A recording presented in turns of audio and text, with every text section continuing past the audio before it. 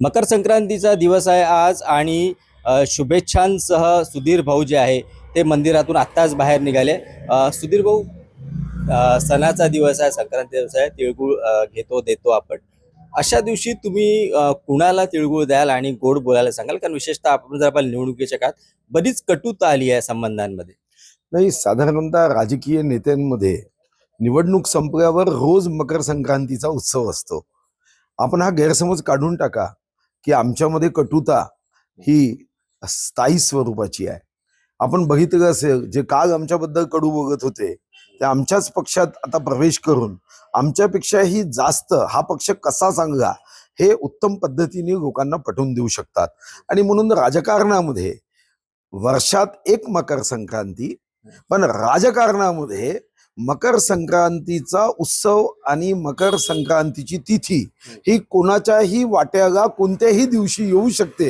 आणि कोण कधी कोणाबद्दल गोड बघेल हे सांगता येत नाही, आणि कोण कधी कोणाबद्दल कडू बघेल हे सांगता येत नाही। म्हणून राजकारणामध्ये सर्वांनाच आमच्या शुभेच्छा आहे, कारण आमच्या पक्षामध्ये ज्या पद्धतीचा ओघ आहे तो लक्षात घेता आमच्या मकर संक्रांतीच्या तिळगुळ देण्याच्या ज्या शुभकामना आहे त्या प्रत्येक नेत्याला आहे, प्रत्येक पक्षाच्या कार्यकर्त्याला आहे।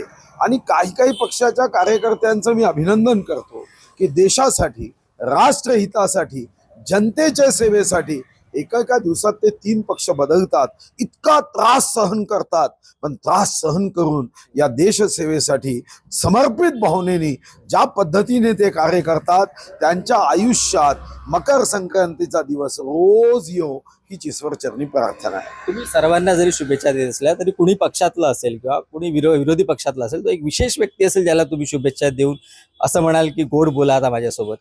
नाही, मी सर्वांशी गोड बोलायचा संकल्प आहे। इतरांनी गोड बोलायचं की नाही हा त्यांचा संकल्प असू शकेल। माझा संकल्प आहे की मकर संक्रांतीपासून सर्वांशी चांगलं वागायचं, गोड बोलायचं। तर हे होते सुधीर भाऊ, ज्यांनी अतिशय नर्म विनोदी शब्दांमध्ये आजच्या राजकीय परिस्थिती आहे त्यावर भाष्य केलं आहे। सारंग पांडे, एबीपी माझा, चंद्रपूर। एबीपी माझा, उघडा डोळे बघा नीट।